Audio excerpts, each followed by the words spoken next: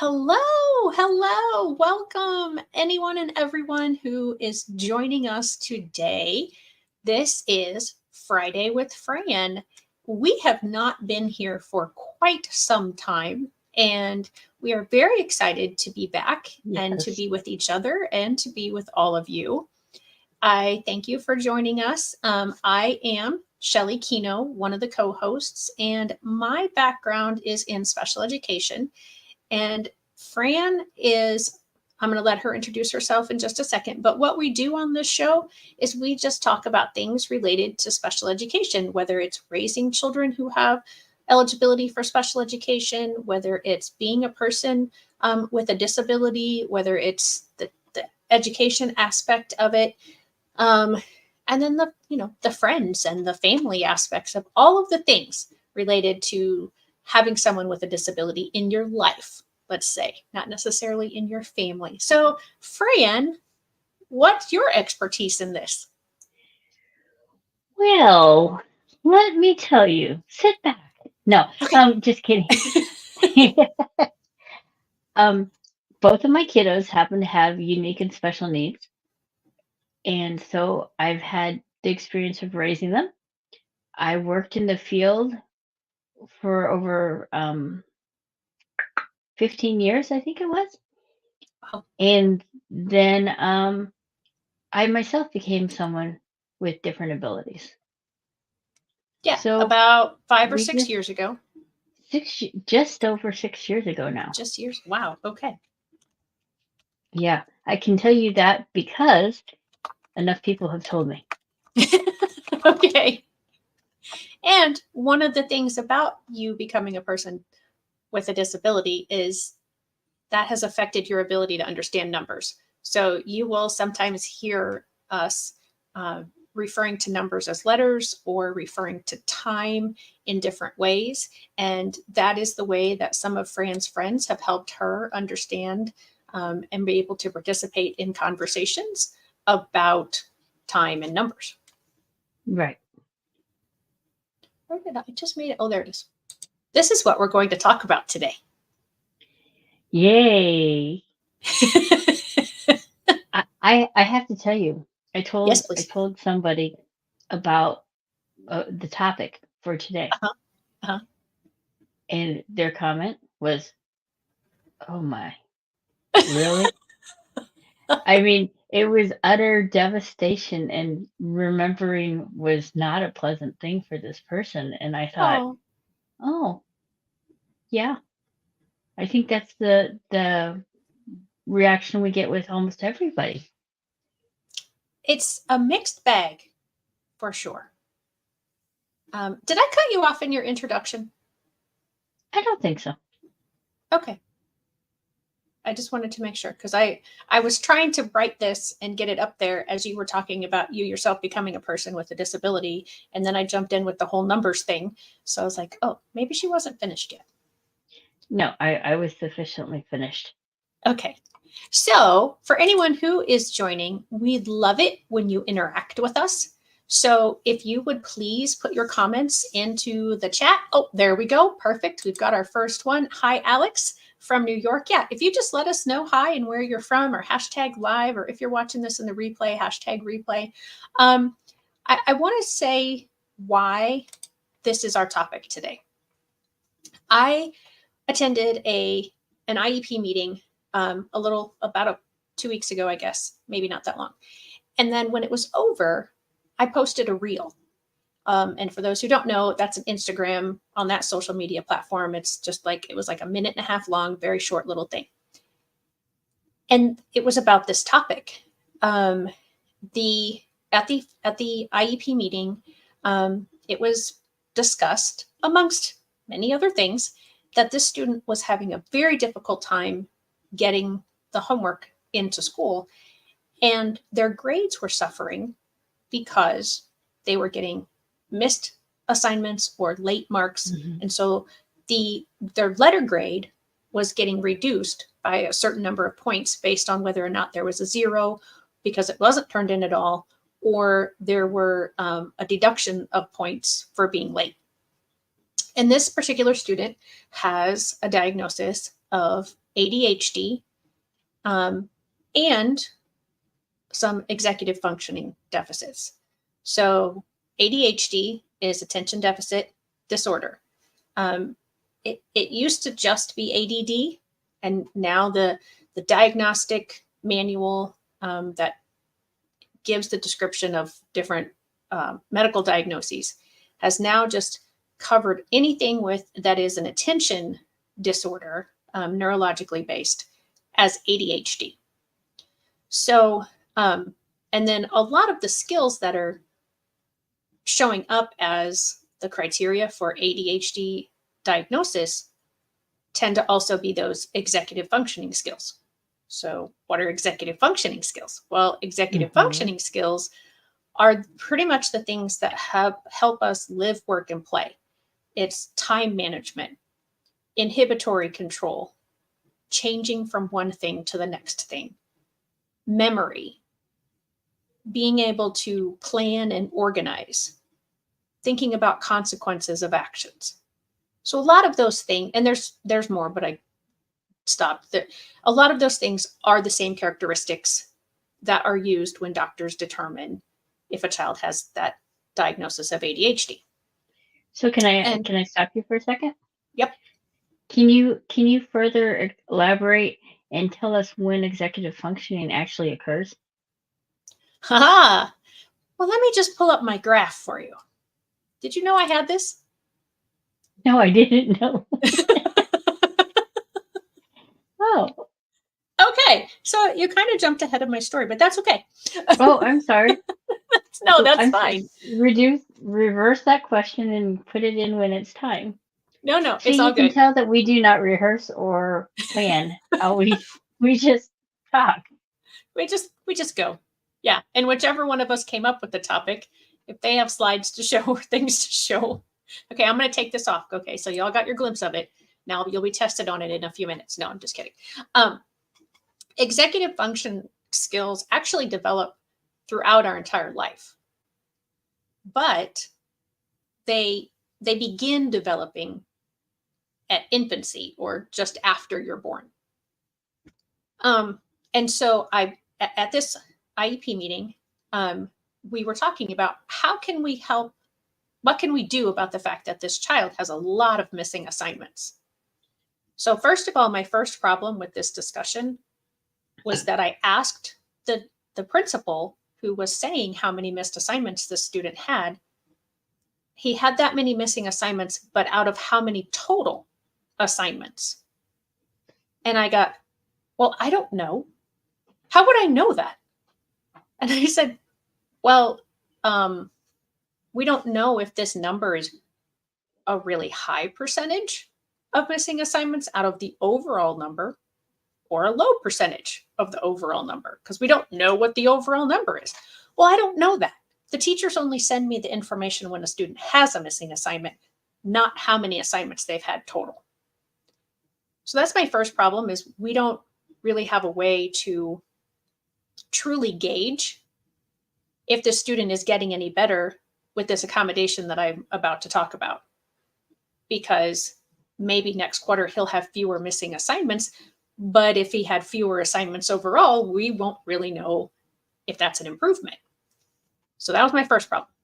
The second problem was the school staff members of the IEP team started talking about, well, you know, we can take his PE away when he doesn't bring his stuff back. We can, you know, we are already deducting points, you know, and so they started talking about more discipline and punishment things. And so I was like, nope, we're not going to have that conversation. We're not going there. I said, to punish someone who has a deficit that we know of in the areas of time management and memory and inhibitory control and understanding consequences of their actions and impulsivity, to me, is like, and not providing any accommodations, is like saying, well, you have diabetes, you need to control your insulin. It's not something that the brain or the body can do on its own. Mm-hmm. So we continue with the meeting, and there's lots of adults in this meeting, and we're discussing, and it finally comes down to what they're going to do is have the child still attempt to take the work home and then back to school. But at both home and school, they're going to take a picture, or they're going to somehow scan the homework so that if it doesn't make it to one place or the other, there's a digital version of it, and the child has to complete the homework, or however much of it is completed is what's the picture's taken of. And then that, so that, and the principal said, well, how does that teach responsibility? I said, it doesn't. And he said, well, then why would we do it? I said, because it's going to give us different data than if we just constantly punish him. And he said, well, what kind of data? I said, it's going to tell us and the teacher, which is what the teacher wants to know, how does the child perform the skill? Because these other things that you're grading on when you grade homework, what's the first part of that compound word? Home. Home. You're grading home. You're grading the kind of support that a child has at home. You're grading an environment that you have zero control over. You're grading maybe an older sibling or a friend or the internet or the parents have done the homework. So you don't know what you're necessarily grading with homework. You're truly, or I shouldn't say you don't know what you're grading, but you're not only grading, does the person know the skill? So when I said it'll show us if the child knows the skill, which is what the teacher wants to know, then the principal said, okay. And I said, and the other data that it gives us is if there is a skill deficit, then we can work on that. If this comes up as, okay, yeah, he's able to do the actual work and all the homework and he's getting, decent grades, then is it truly because of his disability? And if we don't think it's truly because of his disability, then it's a behavior. And what is behavior, Fran? Behavior is communication. Yes. And so what is he communicating then? Because he's not getting the work back and forth. Is something happening on the bus? Is something happening in PE, which is the class he has right before the end of the day? So anyway, I posted this reel, and it has been seen by more people than what live in our county. And for those of you who don't know the county we live in, it's been seen by 46,000 people. And it has garnered more likes and shares and comments than probably all the other reels I've ever done combined. And I've probably done close to B alphabets of reels. So what does that tell you about this topic? It's a hot topic. Yeah. And people are very strong in their opinion, whether you should have homework at all. How dare I enable the child by not making them responsible? That's been the most connected comment, is something about responsibility. Well, we're taking all the responsibility off the child and we're putting it on the adults.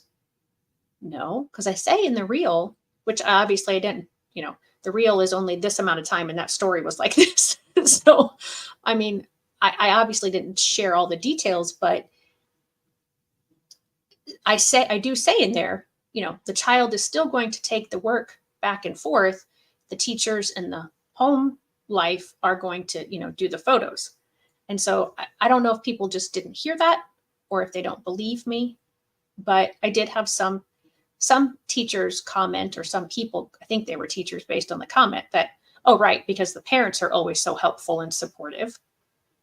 I'm like, well, that's the point that you're kind of making. My point about homework is a lot of homework depends on parental support. That reminds me of my daughter in homework in grade school, lower grade school. It would take us this many times around the clock to do homework because she does have a diagnosis of ADHD, among other things. And it, it was horrendous.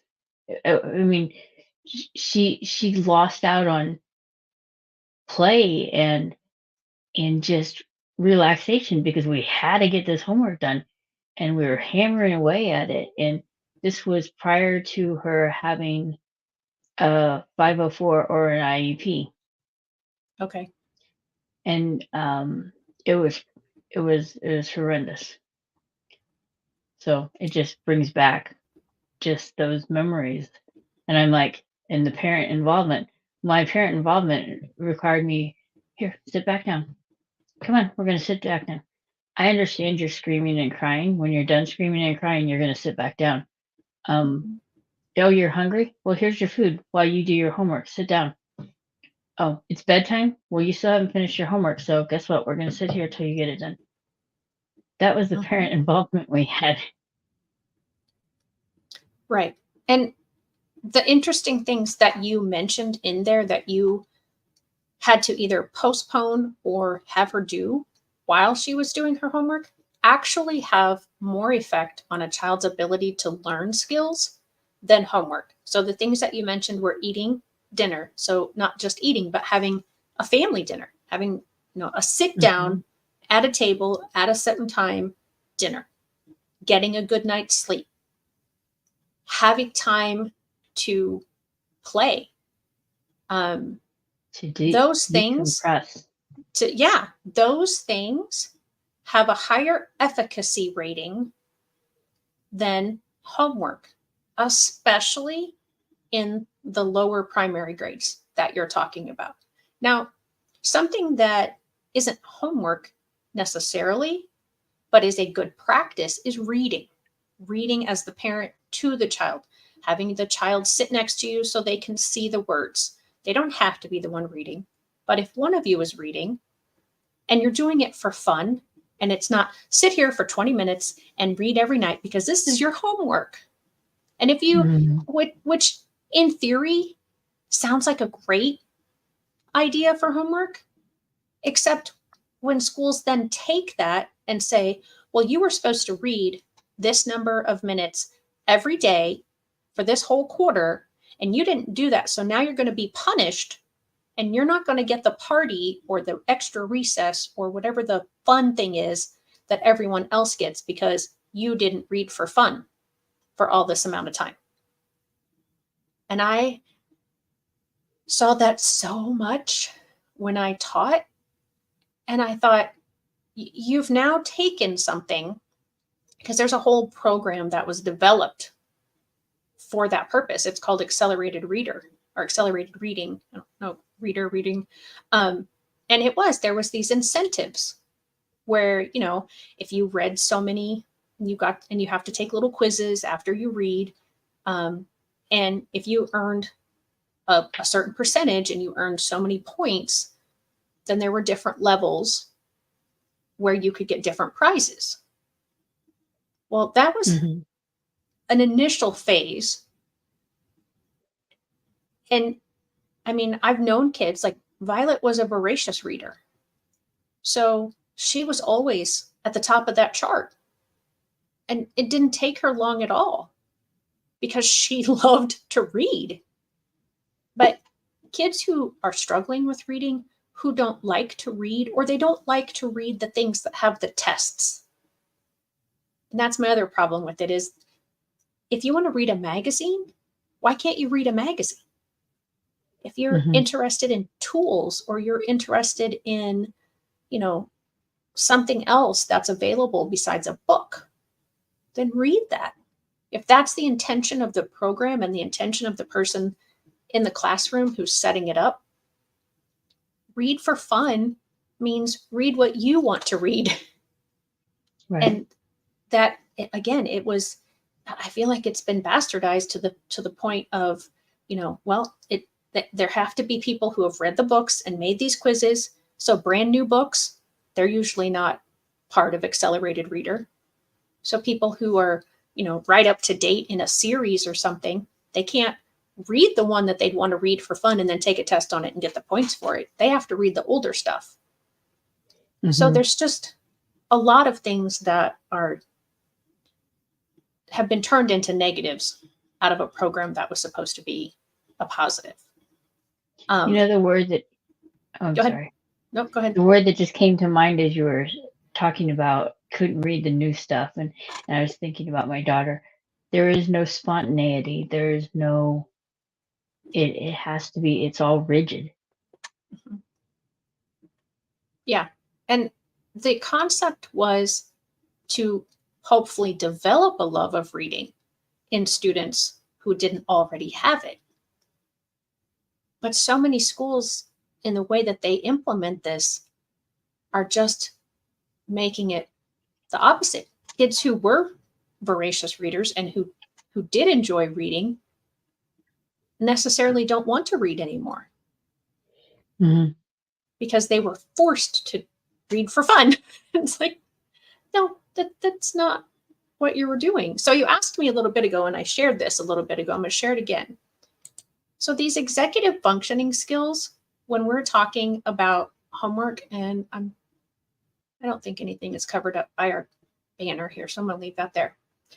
And I apologize because, you know what? I'm actually going to take us out, put that up there, and then I am going to take the banner off. Maybe. There we go. Okay. So on this graph, the bottom of the left-hand side is a person about kindergarten age. And then it goes all the way up to a person who has finished their eligibility for special education in Illinois. Okay, so does that tell you kind of the idea of the ages, Fran? Yeah. Okay. Thank you. Yep. So when you start off, you've got 5 through 22 here. And when I think about homework, and you'll notice these arrows, that there's a developmental spurt in attentional capacity, a developmental spurt in working memory at ages, kind of in the high school ages, upper elementary or middle school and lower high school ages. And then goal setting skills. Goal setting skills are the things that you need to plan for large projects. Or they're also the skill that you need in order to determine if you can, you have a test on Friday, but you are in an activity on Thursday, and that's going to take up your whole night. And so you're going to need to finish that project or study for that test on Wednesday because you're not going to have time to do it on Thursday. Those are goal setting skills. So that doesn't even start until lower middle school, upper elementary, kind of depends on where the break is for the child in their district. And then these ages here, the very bottom one is when kids are so impulsive. I mean, I have friends who teach kindergarten, and they talk about it's like herding cats. These kids are so impulsive that they're just, like they say what's on their mind. They don't know about, little white lies or saying things truthfully but respectfully. They reach out and they grab their friends' toys. They grab something because that's what they want. That's those first years. And then as you move up the graph, we start to increase our working memory, attention, and flexibility. And then our inattention, impulsivity, and distractibility here starts to decrease. And then, like I said, we've got those big developmental spurts here. But as I said, it's until we're into adulthood that we are still developing these skills. And these are the average ages. These are not absolutely set in stone that as soon as you are, oh, that's weird. My mouse isn't showing up as I'm moving it on my screen. It's not showing up on our screen. And so it's an average. Okay. So Fran, I know that math used to be your thing, and it's tricky for you now, but do you understand how an average works? Yeah, you take the top and the bottom and you add them together and you divide and you get your average. Right. Okay. So there's a top and there's a bottom, and then there's a bunch of information in the middle. And what a lot of people want to do with this kind of graph is say, oh, okay, well, here at this middle age where this developmental spurt is, well, that's everybody should be doing that at that age. Well, that's not true, because this is the average. You're going to have kids who are going to be able, they might have that growth spurt here. They might not have that growth spurt till up here. So even as these skills develop, it's not, okay, everybody now knows this skill because they're age 12. That's not how that works. But yet we treat kids as if they have, and they should. They should know how to do this by a certain age. So this is a slide that I use in my presentations a lot about understanding behaviors, because homework requires almost every single one of these executive functions. And we're sending homework at these ages. But they really don't come to most kids, or the average kids, and then we don't know to what capacity they've developed either until about here. We're not seeing your mouse. You're not seeing my mouse at all? No. Oh man, that's a bummer. How do I make my mouse show? I'll work on it while you keep talking. Okay. So I've been using my mouse, but what I will say is, so we are sending homework between the ages of 5 and 6 on, but really the skills that you need to be able to completely do homework independently on average doesn't develop until around age 15 or 16. So about the upper middle of the graph. And what do I mean when I say homework? Well, anything that goes home or has to come from home. Studying for tests, getting items signed, field trip materials, permission slips, actual completing of assignments, bringing materials like uniforms or projects, hygiene, anything else that a child's responsible for outside of the school day. Bringing their lunch. Remembering when they're at school and it's lunchtime that they brought their lunch and they don't go get a hot lunch instead. Or maybe not a hot lunch, but whatever the school is offering at the time. So when we're grading homework, I don't have a problem with homework. Let me just caveat the rest of this conversation with that. I don't have a problem with homework. Practice is good. But when you're using it and saying that it's, well, I'm not going to be able to teach responsibility if I don't have homework, that's false.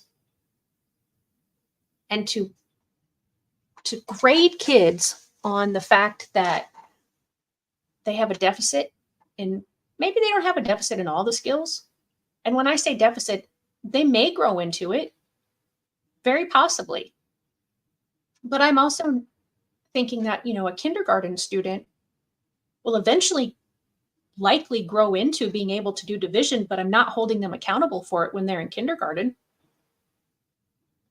And yet we hold kids and people with attention deficit hyperactivity disorder or executive functioning skill deficits to a standard that other kids might be able to do because they can do it.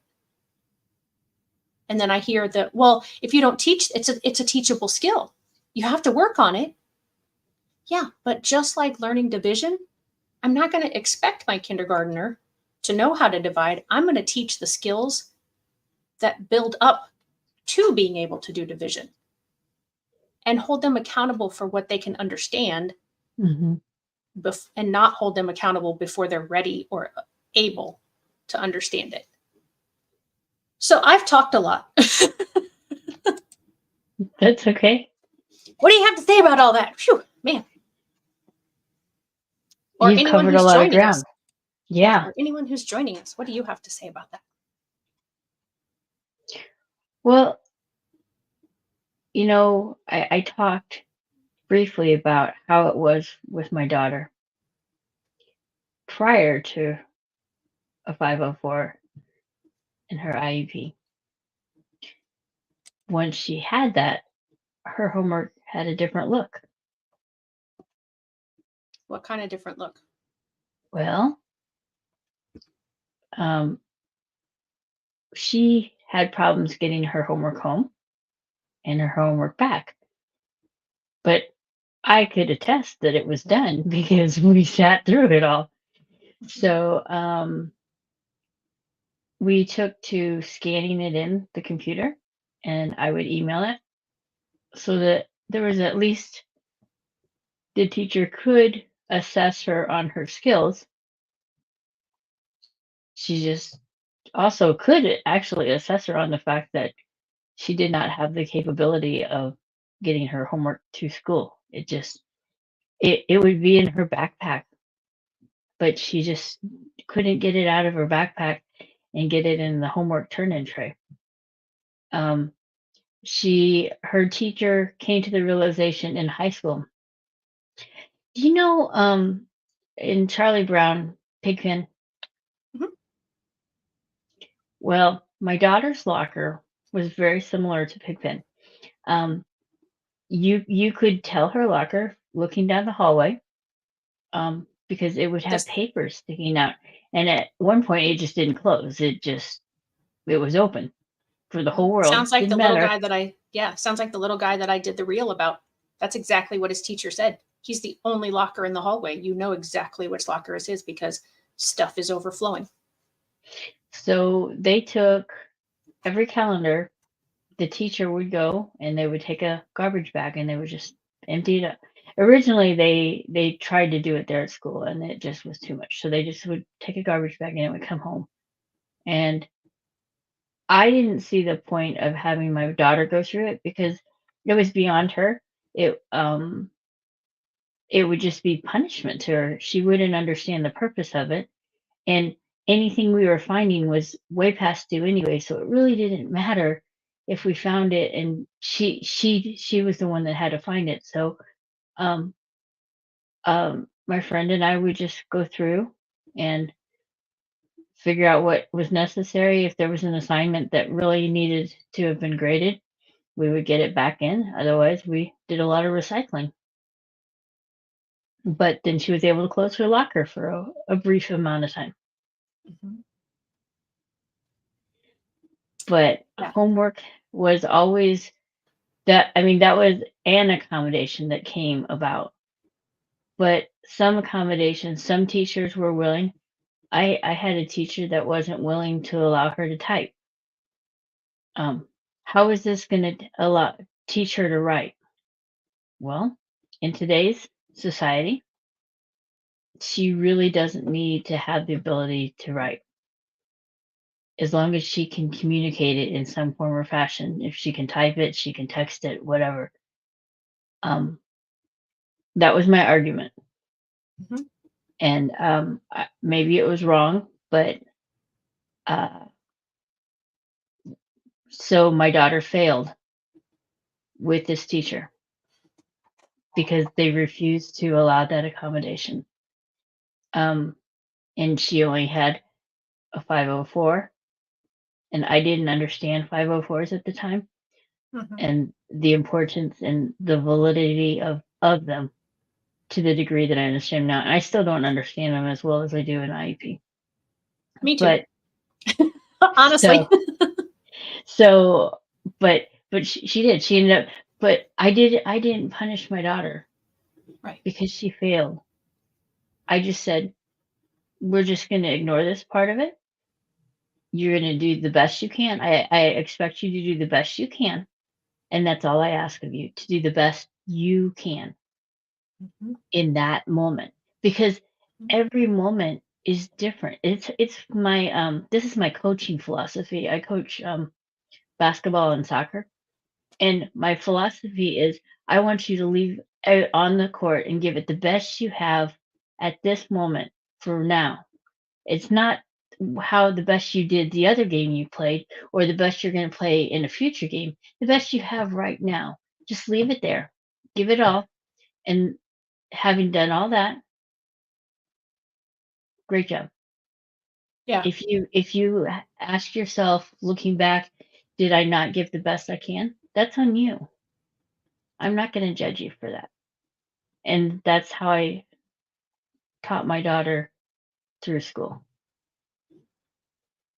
And my parents always told me, as long as I've done my best, they didn't care if I came home with an A, a B, a C, or a D, or even an F. My anxiety, though, took that as if I don't get an A, which they did not tell me this, but my anxiety said if I don't get an A, I must not have done my best. So I wish I would have understood and believed that concept when I was growing up. Again, not that my parents taught me I had to get an A. In fact, that's the opposite of what they taught me. And Violet was the same way. I mean, we did the same thing with her. If as good as you can do is a C or a D, that's okay. We're and coming from an educator, I thought that would have had more impact on her than it did on me, because I tried really hard not to say what my parents had said because I didn't want her to have the same reaction. It didn't work. She still felt like she had to get A's on everything. And if she had to struggle or did struggle with the subject, then she felt really dumb because, well, I've never struggled before. Now what? Everything's come so easily. So unfortunately, she has anxiety also.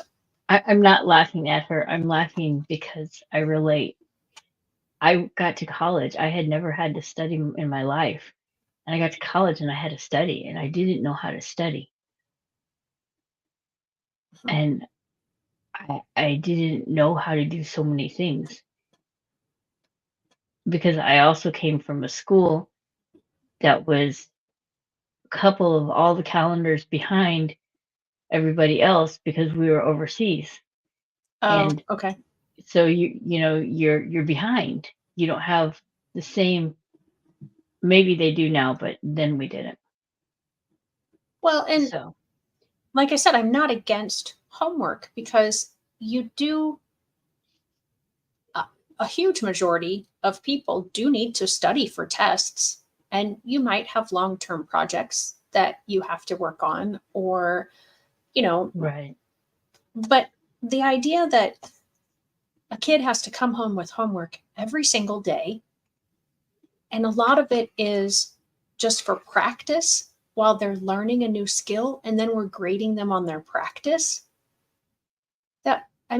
So I wrote a blog, and I'm going to shamelessly plug it here, about this exact topic, because to me, if you're grading practice, and I said this in the blog, that if you as an adult were learning a foreign language and your pay was based on how well you were learning it and then learned it, how would that make you feel?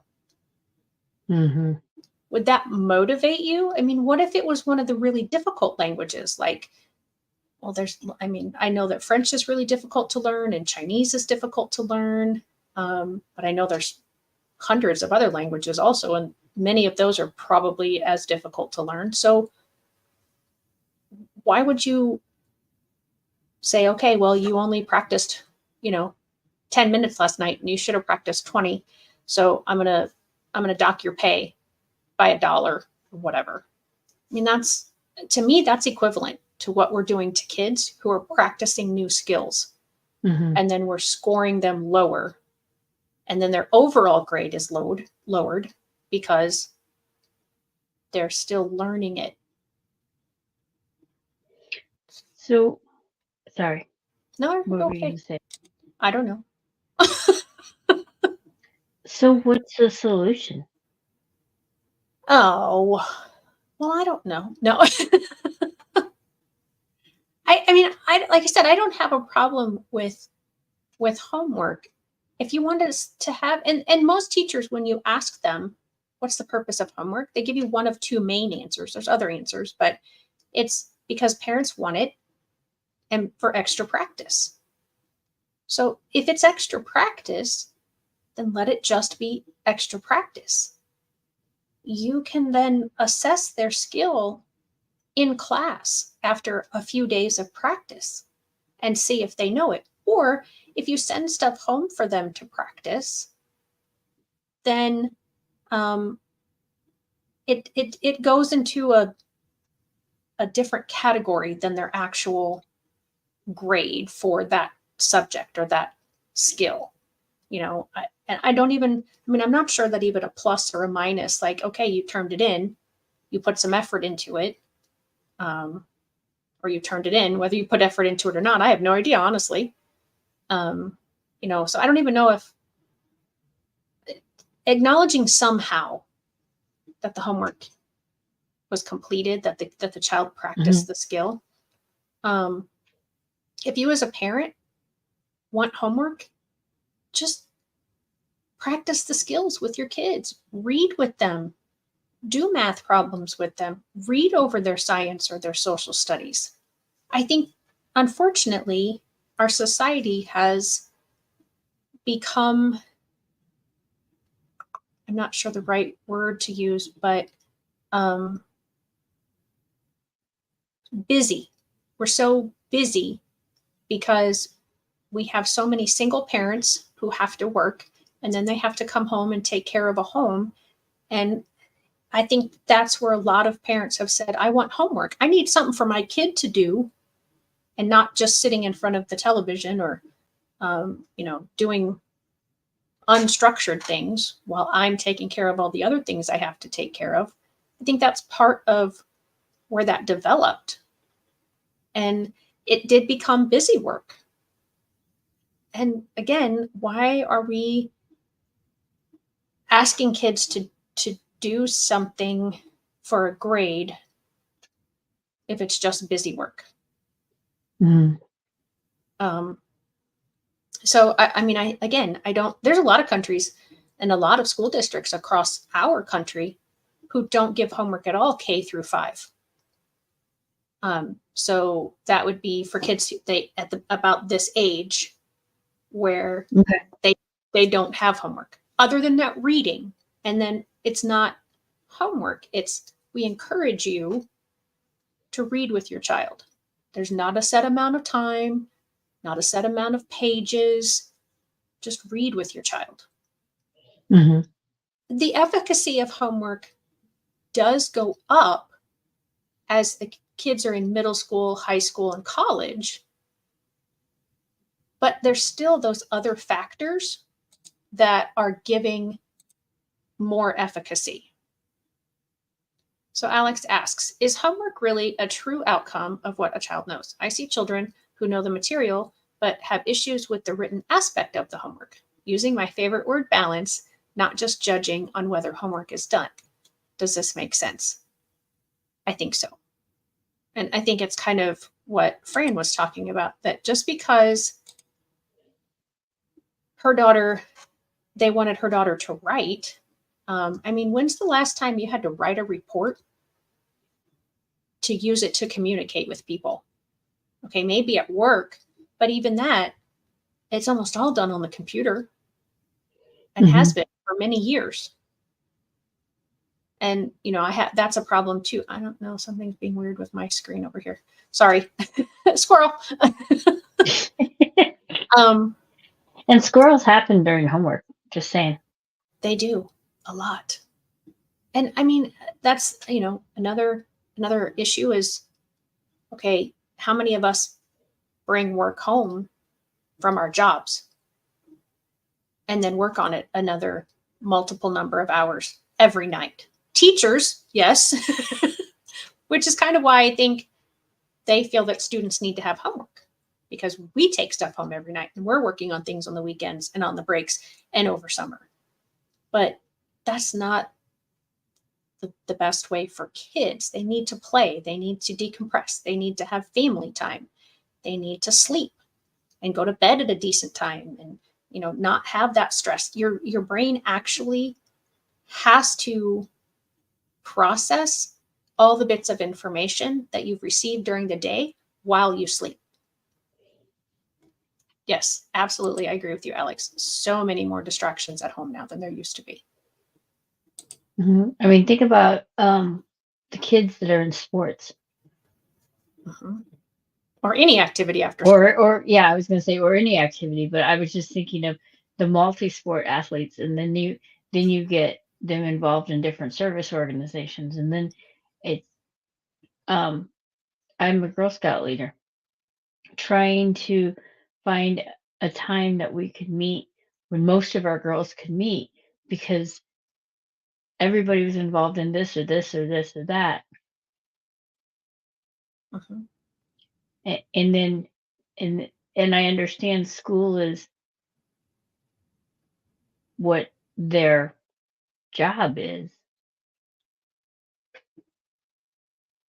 but we don't, as adults, carry our job in general to the degree that students are expected to carry their job. Mhm. I agree. And our pay, which if you equate a grade to pay, because you have to get certain grades to go to the next level in school. Well, you're supposed to. Some schools pass kids whether they should be going on or not, but our pay isn't deducted when we make mistakes. We don't, like I said, we don't get deducted because we are learning something. We get opportunities to go back to our desk or our office space, or figure out another way. Like if we have a presentation, and this has happened to me when I have been elsewhere and I didn't have hard copies of my presentation, guess what? I could log into my computer. I wasn't penalized. And the people say, well, we're not going to pay you now because you didn't bring hard copies. No, I was given opportunity and accommodation to be able to do what I was there to do. And Right. there's so many aspects like that I feel like as adults, we hold children to a higher standard than what we hold ourselves and other adults to. Mm-hmm. You mentioned something that I was on which I was thinking already. Accommodations. What are some accommodations that someone with a IEP or a 504 could be looking for, what they could be looking in the homework aspect? Well, so what you talked about that you did for your daughter, which was very similar to what I was suggesting for this student, which is, if they're having a difficult time getting stuff back and forth, then you figure out a way to accommodate that. So if you have a policy in your school that, the homework or the work doesn't count if it's not inside the classroom when the bell rings, well, then an accommodation is let the kid go to their locker. Or if you're taking off points because it comes in late. If a child has an eligibility for special education under ADHD or EF deficits or even specific learning disability, then an accommodation is they get a couple of extra days or they get extra time to turn in their homework without losing points. If you have someone who, for your daughter, an example, difficulty writing, an accommodation could be that she speaks into a device that records her, and then that turns it into text if she's doing it that way. She should have been able to type, or she tells someone else and they write down what she's saying, and then she can rewrite it if they physically wanted her practicing the aspect of putting pencil to paper or whatever. But so much of writing is content, not the physical aspect of it. And I keep doing this with my hand, but y'all can't see me. So that's the physical aspect of it, is actually writing something down on the pieces of paper. I mean, there's so many different things. I've actually had some of the suggestions from that reel is having the child scan it in and having the child take the picture of it instead of making the adults do it. That's cool. If they have that ability. And that's the other thing. this particular child, the reason the parent has to do it is because this child doesn't have a one-to-one and doesn't have internet at home. So the only way to get us a picture of it and to even actually get it printed out is if an adult has, then they have to take them to the library, or this particular adult lives in in a group home. So, they have to go to the office of the group home and get it printed out there. But there's kids all across the country that don't have printers at home and don't have internet access at home. There's so much digitally done now, so Google Classroom or some of the other, and I think there's Schoolology or something is one of the other online platforms that you can digitally put stuff in so that kids can access it from home. Again, if they have internet. Okay, I have to stop you there. Okay. Our school district went from a certain website to a different website, and it changed all the emails for the teachers. And my daughter didn't realize that. So she had Google Classroom, but she wasn't getting everything she was supposed to, and she wasn't sending things to the appropriate email. So she had a teacher say, "No, I'm not accepting anything," even though there was record of her sent. You could see all of these that she had sent. Just it was to the wrong one. But because she did not realize the emails changed, she was punished for it. And what was the rationale of the teacher for not accepting it? We live in a modern day technology, and she better get her act together. Wow. Yeah. And those are the kinds of that I have gotten on that reel. The large majority of them have been positive comments. And I've had people with ADHD disagree with me wholeheartedly and wholeheartedly agree with me and thank me for recognizing their struggles. A lot of people are, I shouldn't say a lot, but several people have said comparing it to diabetes, when we can control our diabetes with insulin. And when I've had people say that to me, I said, thank you for giving the accommodation of insulin, because that's what it was. I mean, for, however long before insulin was discovered and figured out that it could be used for diabetics, they just died because they couldn't control their insulin. It wouldn't have mattered how much I wanted to hold them responsible. It still wouldn't have happened. Alex says, the issue is our children are in school for so many hours based on regulations. Is it then fair to expect them to spend so much additional time doing homework? Why not keep them in school then? Never made sense to me. Always had an issue with the amount of homework that came home. Work hours are work hours. School hours should be school hours. And it's not a either or. I do, like I said, I'm not against homework. A lot of people in the comment threads to my reel have assumed many things. And like I said, they either seem to be really on my side or really against what I had to say, which is fine. It's an opinion. I want to help. And I feel like I have a better understanding of what's really going on.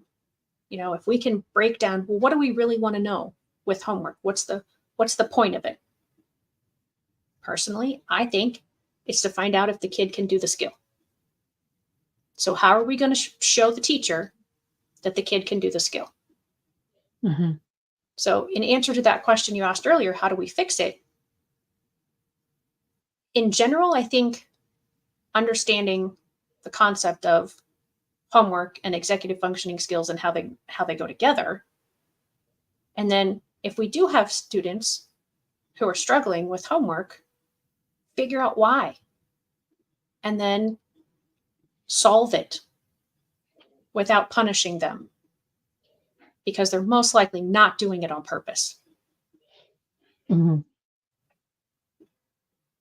It's time to go.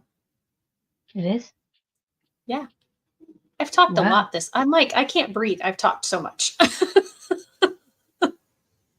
Well, this was more your area of expertise, Yeah, which and is I am fine. passionate about it because there's a lot of behaviors surrounding homework, Hmm. and it frustrates me when parents and teachers, because it's not just teachers. There's a lot of teachers who, when their schools have gone to the no homework policy, or they as an individual teacher have decided not to send homework anymore, they receive a lot of pushback from parents. Hmm. But I don't think parents truly understand exactly what homework is grading, or they're the kind of parent who they're doing everything for their kid and that homework grade is bringing the overall grade up. And so that makes their kid look better. Yeah, definitely a subject that could be continued. So take a look at my blog, Alex. Let me pop it back up here. Just go to my website. It's probably the easiest way. And just go to the title of it is Homework is the Only Way to Teach Responsibility, which is, I'm lying when I say that, but because it's not. I mean, if it was, how would people who never take books home? Fran, how would you have ever learned responsibility if you never studied when you were growing up? How would homeschool people learn responsibility if homework is the only way to teach it? So yeah, I'll get off my soapbox now. It's okay. It was a good one. Thank you, Alex, for all your participation and your comments. Yeah. Those are very much appreciated. And thank you, Laura, for joining us today. And I appreciate any likes. And again, share this out. The more people who see it, I'm open for conversation about this. I obviously have strong opinions, but if you can prove to me through metadata that homework is more effective than I think it is, bring it on.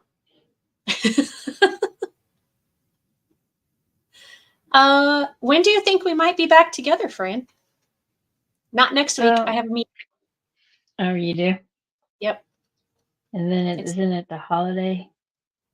Let's see. Today's the 8th, 15, 22nd. Almost the holiday. Yeah. Maybe we could get together that one. Okay. Yep. Maybe talk about navigating holidays. We haven't talked about that in a long time. That's true. Okay. That sounds like a plan. So we'll see you all in 2 weeks, hopefully. Fran, how do we end? We haven't done this in a long time. Do you remember? Yeah, I do.